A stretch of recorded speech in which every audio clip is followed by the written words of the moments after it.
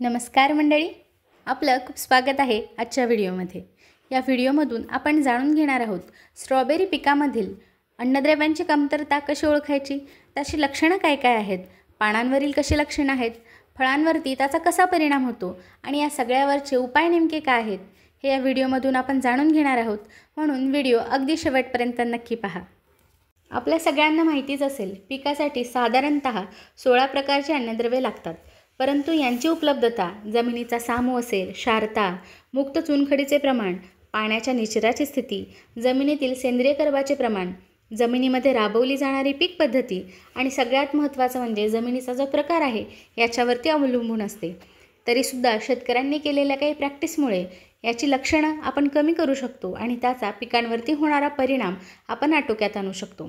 आता सगळ्यात पहिल्यांदा आपण बघू, नायट्रोजनची कमतरता असल्यामुळे आपल्याला काय काय लक्षणं दिसतात। रोपांच्या शाखीय वाढीच्या अवस्थेमध्ये नायट्रोजन अतिशय गरजेचं आहे। त्याच्यामुळे प्रकाश संश्लेषणाची क्रिया चांगली होते। क्लोरोफिलच्या निर्मितीमध्ये नायट्रोजन अतिशय महत्त्वाची भूमिका बजावतं। यासोबतच वनस्पतीमधील काही रासायनिक क्रिया आहेत त्याच्यामध्ये सुद्धा नायट्रोजनचा सहभाग असतो। त्याच्यामुळे नायट्रोजन अतिशय महत्त्वाची गोष्ट आहे। नायट्रोजनचं ॲप्लिकेशन जरी जास्त होत असेल तरीसुद्धा त्याची उपलब्धता ही सँडी सॉईलमध्ये कमी असू शकते, म्हणजे ज्याला आपण वालुकामय माती म्हणतो। यासोबतच पाण्याचा निचरा न होणारी जमीन असेल तर अशा जमिनीमध्ये सुद्धा नायट्रोजनची उपलब्धता कमी होते आणि आपल्याला त्याच्या कमतरतेची लक्षणं बघायला मिळतात। नायट्रोजनची कमतरता कशी ओळखायची? जर का पानांमधील हरितद्रव्य कमी झालं असेल आणि पानं काहीशी पिवळसर दिसत असतील तर अशा वेळेला पानांना फिक्कट हिरवा रंगसुद्धा येतो आणि हे नायट्रोजनच्या कमतरतेची लक्षणं आहेत।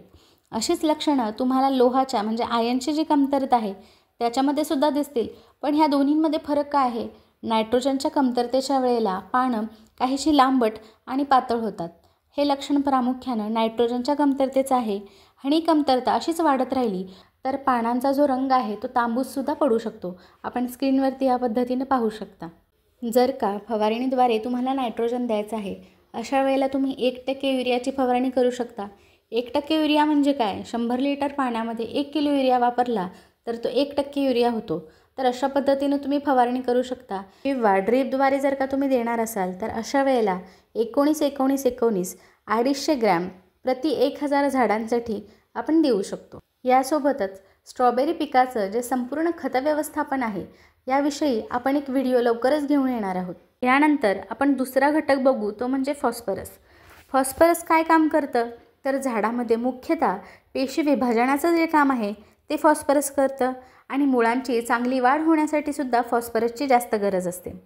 पण ज्या वेळेला फॉस्फरसची कमतरता जाणवते तर त्याची लक्षणं पानांवरती अशा पद्धतीनं आपल्याला दिसतात, म्हणजे पानांचा रंग गडद हिरवा होत आहे आणि पानांवरती कडेला निळसर जांभळ्या अशा छटा आहेत। पानं लहान होतात आणि मुख्यतः मुळांची वाढसुद्धा याच्यामुळे खुंटते। त्याच्यामुळं याच्यावरती चांगला उपाय करणं गरजेचं आहे। आणि मुख्यतः जे ॲसिडिक सॉईल आहेत, म्हणजे ज्याचा pH कमी आहे, तर अशा मातीमध्ये फॉस्फरसची कमतरता मुख्यतः जाणवते।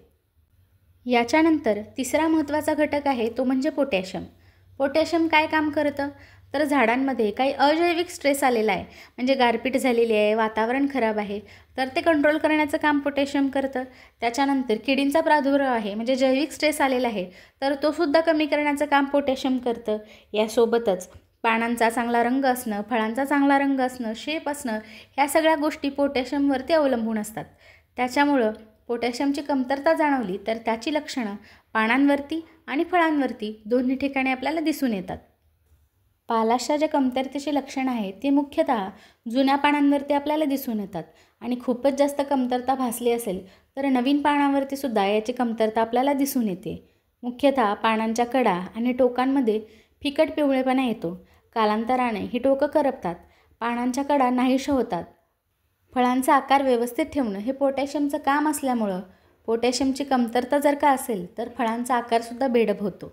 तर अशा पद्धतीने ही लक्षणं असल्यामुळं याच्यावरती लवकरात लवकर उपाय करणं गरजेचं आहे। यासोबतच स्ट्रॉबेरी पिकामधील 2 सूक्ष्म मूलद्रव्ये मी अतिशय महत्त्वाची मानते। महत्त्वाची का? कारण याचा थेट परिणाम आपल्याला स्ट्रॉबेरीच्या फळांवरती झालेला दिसून येतो। त्यापैकी एक आहे बोरॉन आणि दुसरं आहे कॅल्शियम। कॅल्शियम काय करतं? तर सेल वॉल स्ट्रेंथनिंगचं जे काम आहे, म्हणजे पेशीच्यामध्ये जो कठीणपणा आहे, काठिण्य आहे, ते राखण्याचं काम आपलं कॅल्शियम करतं. सहसा याची जी कमतरता आहे ती आपल्याला नवीन पालवीवरतीच दिसून येते. जुन्या पानांवरती याची लक्षणं सहसा दिसत नाहीत. दुसरी गोष्ट, याच्यामुळं नवीन पानाची निर्मिती आहे ती अगदी कमी होते. फळं जी आहेत ते आकाराने लहान होतात आणि कठीण होतात. त्याच्यावरती दाट बियांचं आवरण असलेलं आपल्याला दिसून येतं. अशी फळं जास्त बिया असलेली कडक आणि आंबट होतात. तर अशा पद्धतीनं कॅल्शियमची कमतरता इथं दिसून येते. पण अशीच कमतरता आपल्याला बोरॉनमध्ये सुद्धा दिसून येते. फक्त यामध्ये फरक काय आहे? बोरॉनमध्ये फळं विकृत होतात आणि दुसरी गोष्ट ते झुपकेदार होतात. आणि अशा पद्धतीनं बोरॉनची डिफिशियन्सी आपण यामधून ओळखू शकतो. बोरॉनची कमतरता आपल्याला सहसा फळांवरती दिसून येते. याच्यामुळं फळांचा आकार वेडावाकडा होतो, ती विकृत दिसतात. यासोबतच फुलांमधील परागकण जे आहेत त्याचं प्रमाण घटतं. फुलं प्रीमॅच्युअर फ्लॉवरिंगला येतात. जर का तुमच्या शेतामध्ये बोरॉन आणि कॅल्शियमची कमतरता जाणवत असेल तर अशा वेळेला तुम्ही कॅल्शियम नायट्रेट 250 ग्रॅम अधिक 30 ग्रॅम बोरॉन घेऊन एकूण 1000 झाडांसाठी याचं ड्रेंचिंग करू शकता किंवा ड्रीपद्वारे देऊ शकता. हे तुम्हाला कधी द्यायचं आहे? 8 ते 10 दिवसाच्या इंटरवलनेच हे द्यायचं आहे. इथं एक गोष्ट मला नमूद करायची आहे की सांगितलेल्या मात्रेपेक्षा जास्त मात्रा घेऊन तुम्ही याची फवारणी करू नका.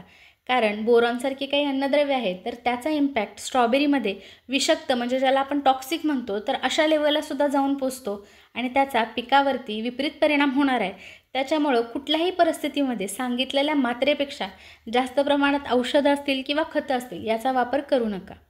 जर का तुम्हाला कॅल्शियमचा वापर आळवणीद्वारे करायचा असेल तर अशा वेळेला तुम्ही कॅल्शियम नायट्रेट 1 ग्रॅम प्रति लिटर याचा वापर करून तुम्ही आळवणी करू शकता. फक्त बोरॉनची कमतरता असेल तर अशा वेळेला 0.25 बोरॅक्सचा वापर तुम्ही 1 ग्रॅम प्रति लिटर या दराने करून त्याची आळवणी करू शकता. यानंतर स्ट्रॉबेरी पिकासाठी लागणारं अजून एक महत्त्वाचं मूलद्रव्य ते म्हणजे मॅग्नेशियम. मॅग्नेशियम सगळ्यांना माहिती आहे की क्लोरोफिलच्या निर्मितीमध्ये की रोल प्ले करतं. त्याच्यानंतर फॉस्फेट कॅरियर म्हणून सुद्धा ते काम करतं. त्याच्यामुळं त्याची लक्षणं आपल्याला सगळ्यात पहिल्यांदा पानांवरती जाणवतात. जी जुनं पाने आहेत त्याच्यामध्ये फिकट हिरव्या रंगाचे ठिपके तयार होतात. 2 शिरांमधील भागांवर कडेपासून त्याची सुरुवात झालेली आपल्याला दिसते. नंतर हेच ठिपके वाढत जाऊन 2 शिरांमधील भाग आहे तो पिवळा पडतो.